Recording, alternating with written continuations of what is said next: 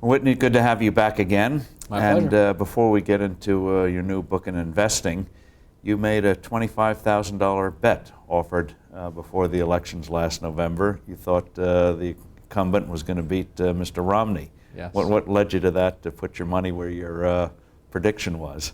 Well, I saw his opportunity to raise money for charity. The proceeds were either going to go to benefit KIPP charter schools if Obama won, who I was betting on, or I would make an equivalent donation to whoever my counterparty was who took the bet to their favorite charity. So charities were going to benefit regardless. And going up to the election, I was following Nate Silver's blog and his statistical analysis, and he was saying Obama has somewhere between, every day as the election approached, the odds got higher and higher, but this was a few days before the election, and there were a lot of people who genuinely believed the race was a toss-up or Romney actually had a slight edge. And the numbers, the analysis that I was following was saying that Obama was a prohibitive favorite, so I figured let's raise some money for KIPP, so I did. How much did you raise? It ended up being about $30,000. So I was sweating some bullets election night. If Obama hadn't won, I was writing $30,000 worth of checks to about 15 other people's favorite charities. But I felt pretty good about it regardless. Terrific. New book, The Art of Value Investing. Kind of an unusual book, in the sense that it does not have a formula, surefire formula for getting rich. In fact, there's some conflicting advice given in here. Yes. So first, why did you do it that way? You seem to have everyone who has anything to do with value investing who's established a reputation in here. Why did you do it, and what do you think a reader's going to get out of it, since it doesn't have a pat formula? Sure. Well, I think pat formulas don't work, frankly. There is no surefire way to get rich quickly, and in fact, the pursuit of that usually leads to ruin. The best way I know how to get rich long-term is to invest prudently and conservatively, and not try and get rich quick, but try and get rich slowly, basically. Especially in an environment like this where the stock market's hitting new highs every day, practically, it seems. It's not a target-rich environment, so sort of playing defense, being conservative, and applying the basic principles of value investing. That's consistent throughout the book. The exact details of how you practice value investing will vary investor to investor, but the fundamental principle of scouring the world, looking for dollar bills that you can buy for 50 cents or at some big discount, that is universal to value investing. But exactly where you look and what types of investment situations varies among investors. And what this book does is it reflects the accumulated wisdom of over 200 interviews that we've done over the past 8 years for a newsletter that my partner and I published called Value Investor Insight. And we've interviewed, as you mentioned, some of the legends of investing, from David Einhorn and Bill Ackman and Seth Klarman and Julian Robertson, et cetera. And we've taken the best, most interesting, provocative, insightful things that these investors have said collectively over the years, and tried to organize it in different chapters on the different elements of being a successful investor. Formula seems to be 10% science, 90% art. And the problem with art is it involves judgment. The problem with judgment is it involves emotions. Right. How do you keep the emotions out when you start to think, I may know better than what the numbers may be telling me? Yeah. It's hard. As Warren Buffett once said, once you have an average IQ, what differentiates good investors from lousy investors from great investors is the ability to control your emotions. And most human beings are sort of hardwired to be irrational when it comes to money. They want to get rich quick, so they swing for the fences in very risky ventures. They follow the crowd. They become overconfident. There are scientists, there are professors who spend entire careers documenting the dozens of ways that people are irrational. And again, we try and capture the emotional side of investing as well in our book, where we ask these legends of investing, many of whom have made literally billions of dollars by being such successful investors, tell us about the emotional side. How do you control your emotions? What are the tricks? How have you been able to overcome it? And what are the areas where you're still subject to it? Because even Warren Buffett and Charlie Munger, you go to their annual meetings every year like I do, and they almost gleefully confess to the mistakes they make and where they let their emotions get the better of them. And this is after they've been doing it for 60 years. So what's an investor to do? Well, there's no easy answer. I'd say the general outline of a sound investment approach is, well, first of all, you have to decide, are you going to try to be an investor yourself? And the answer for most people is probably they shouldn't try. You should put your money in index funds and not try to be a stock picker. I view successful investing as similar to being a successful brain surgeon or a successful fighter pilot. It's something where you can go to school, you learn the science for a while, you learn the basic skills, but then after that, it becomes an experience-based business, and you get trained by someone with more experience. And someone coming out of medical school isn't put into doing brain surgery. Someone who just comes out of flight school isn't flying jets, right? There's an apprenticeship process, right? So most successful investors need to have the art side of the equation gained through experience in addition to the basics that you can learn in the classroom. So what this book tries to do is capture as much of the experience side as possible without the reader having to go out and get the experience themselves, which usually involves making mistakes and losing money. Instead, the much better way to get experiences is to get it from somebody else and have them learn the hard way and then share their experience with you, rather than having you go out and make the mistakes yourself. Well, you make that point. You can learn from experience or you can learn from others. What are some of the lessons we can learn from you, especially after the last 3 or 4 years, Wow. which have been very humbling? You've had to Yep. make some big changes. Yep. What Yep. can an investor learn from you that they don't have to go through? Well, boy, how many hours do you have, right? It is humbling after doing this many years successfully to have a couple rocky years. And so I look back, and one of the key changes in my business is I initially started out investing on my own. Then I partnered up, and so two of us were sort of equal partners. And T2, right? Correct. And what we actually discovered after a number of years is our track record was better on our own than as a team. And there's something about investing. One of my favorite Warren Buffett quotes was, my idea of a group decision is looking in a mirror. Warren Buffett has Charlie Munger, and they're a great team, but they're not 50-50 partners. Warren Buffett is running Berkshire Hathaway. He's making the big investment decisions, and he bounces ideas off of Charlie as he sees fit, but there's one person in charge.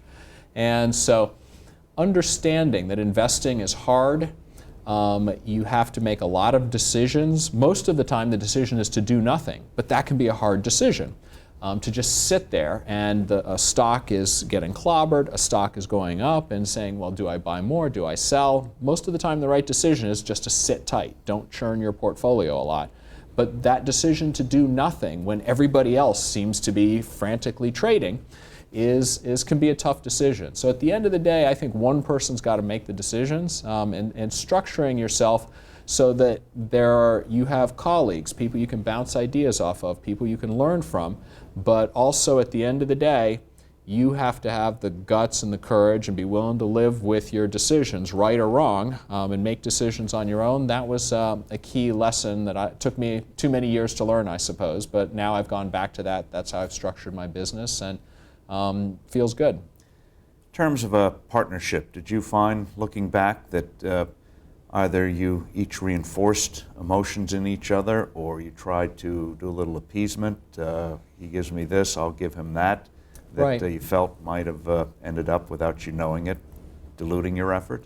Yeah, I think there's an element of that. I mean, my partner and I became great friends, and so it wasn't a question of conflict leading to something acrimonious, but rather we liked and respected each other so much that I wouldn't challenge his favorite stock ideas, and he wouldn't challenge my favorite stock ideas, and so we ended up with a bloated portfolio that had far too many investments in it, and that was diluting our best ideas. And that's why I really believe at the end of the day there sort of has to be one person where two equally good ideas come up. One person's got to make the judgment call. There's not room in our portfolio for 30 stocks, there's only room for 15.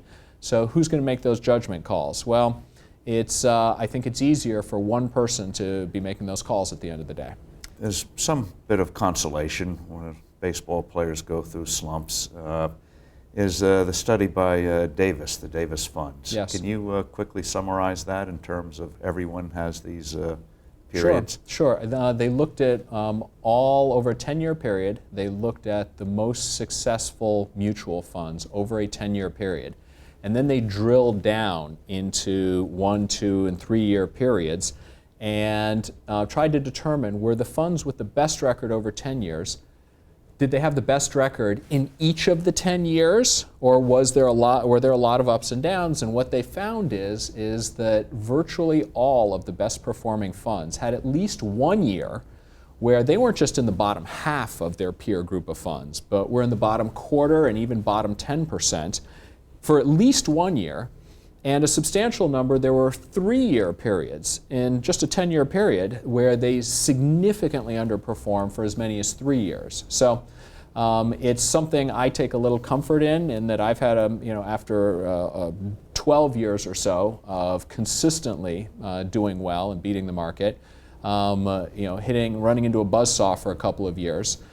Statistically, that's going to happen, and particularly when I can point to a structural thing in my business that I think led to that, changing that structural element of it, I think makes me feel pretty good that I'll look back in another 10 or 20 years and see that as a good learning experience and a statistical anomaly, and hopefully I can go back to what I was doing the first dozen or so years. Do you think institutional investors are beginning to grasp this, or are they, no, given what's happened, still trying to hit for the fences, given the miserable? No, my observation of institutional investors is almost by definition, institutional investors are not investing their own money. It's somebody who's investing a pension fund's money, an endowment, an institution, somebody else's money.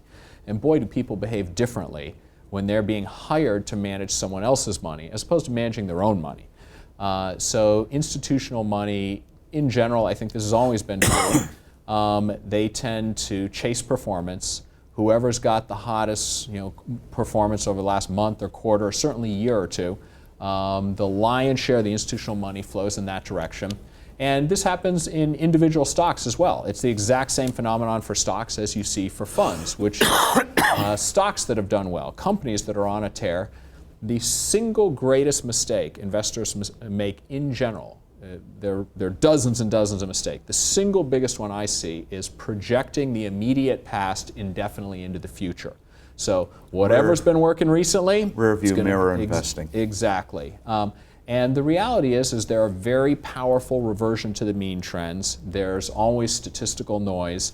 And so people tend to overweight whatever's happened recently, whatever's vivid, and they chase that. And that, of course, results in terrible outcomes where people pile into the hottest stocks, they pile into the hottest funds right at the peak, right before whatever fad or whatever wave that stock or fund has been riding cracks. And then, of course, it goes down a bunch, and then they leave right at the bottom. So they're no better than individuals. Yes. You say 3 worst words right. in your world is, I missed it. Right. Can you explain? Sure. Well, the classic cliche for 100 years in value investing has been the 4 most dangerous words in investing are, this time is different. I've taken a little twist on that because those are the 4 most dangerous words, but the 3 most dangerous words are, I missed it. And what that means is you look at a stock, if you're a stock picker, or you look at a fund, if you're trying to pick a good manager, and you look at a stock that's maybe doubled in the past year, and as a value investor, the typical momentum, unsophisticated, non-value investor likes to pile into stocks that have doubled in the past year. But for a real value investor, I like to do the opposite. I like buying stocks that are down 50% in the past year. That's where I make my money as a value investor, is buying things that are out of favor and betting on turnarounds, right? So it's very difficult for me emotionally to, somebody tells me about a company or I start reading about it and I look at it and then I look at the stock chart and it's doubled in the past year, and instinctively I say to myself, even subconsciously, I say, I missed it, and I just stop doing work on it. It's just like, I don't want to buy a stock because it's doubled in the past year. And that's not rational. The only thing that matters to me today is I can buy this stock today at this price, and is that price a substantial discount to intrinsic value? And if the answer is yes, I should buy it. So the best example I can give you of this is how many people knew Warren Buffett was a genius, but looked at the stock and the A shares were $10,000 a share, and 10 years earlier they were $1,000 a share. So the stock had gone up 10 times in the previous 10 years. And so they said, you know what, I missed it. Everybody knows Warren Buffett's a really smart guy, and I'm not going to buy the stock at $10,000 a share. And you know what, today the stock's at $160,000 a share. It wasn't too late.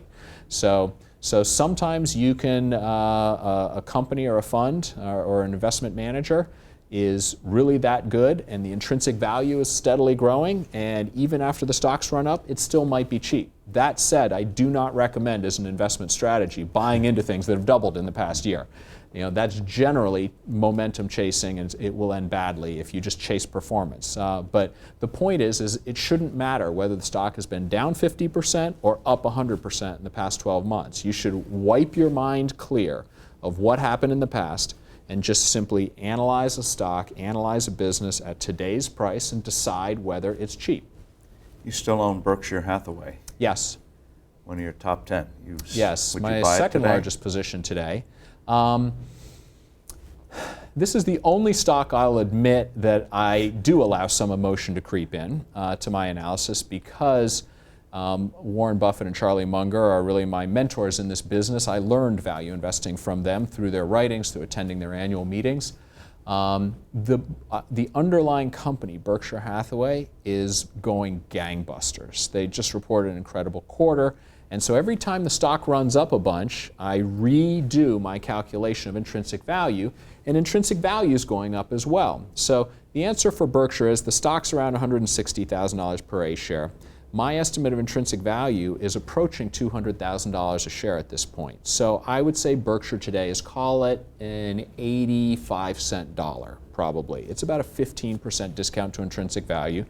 But I think Berkshire is an incredibly safe and sound business. I don't think you're going to get blindsided by any derivatives or something, that would be a risk with other insurance companies.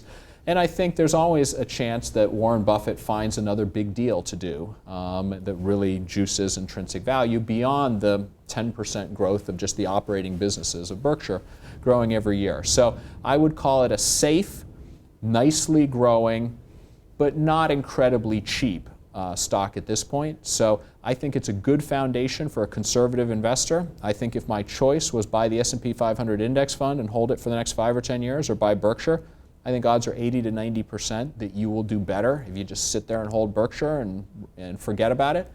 But it's not as cheap as it was. The stock's had a nice run. A lot of stocks have had nice runs recently. But don't fall into the I missed it trap with this one. Incredibly, is it true Berkshire Hathaway now has more people in their companies on the payroll than General Electric? Boy, I think I do recall that. It's something because they acquired, and that's before they've just basically bought Heinz. That deal hasn't even gone through yet, but Berkshire Hathaway has something like 260,000 employees, so it's certainly up there with one of the biggest by market cap. It's, as of a month or two ago anyway, it was the 5th largest company in the United States by market cap. I suspect it'll be number 3 before not too long.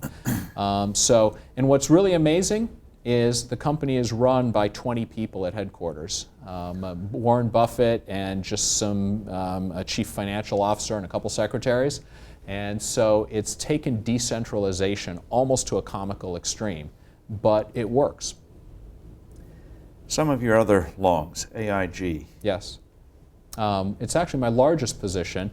I don't like the business quite as much as Berkshire, and Berkshire's just going gangbusters. But on the other hand, Berkshire's trading, if you look at an insurance company, think about book value, Berkshire's trading at about 1.3 or 1.4 times book, and AIG's trading at about 70% of book. So a 30% discount to its liquidation value is where investors today are valuing, I think, one of the premier insurance companies in the world. So the aroma of years past still hangs over it. I think there's still some taint. I think a lot of value investors got burned owning it back in the old days, and old perceptions die hard. AIG was one of the most complex businesses in the world. It's actually an incredible story about, most people still think AIG still owes the U.S. government a lot of money, the U.S. government's a major shareholder, because how could a company possibly repay $180 billion worth of money the taxpayer put into the company? They've paid back every penny with interest, and they bought back all of the shares that the government owned. So the U.S. government no longer has any stake, debt, or shares in the business. And I think, though, that these perceptions die hard, and people are missing. I don't claim AIG is an insanely great business, but it's a solid global insurance company that's easily worth 1x book and is trading at 70% of book. So I see a lot of catalysts as, now that the government is out, their profitability is improving. I think they're going to start paying a dividend. I think they're going to start buying back stock. So it's always nice to have a good, well-managed business with a cheap stock, but it's particularly nice if I see some near-term catalysts that the company can control that would cause the gap between what I think intrinsic value is and where I think the stock is, that could close that gap.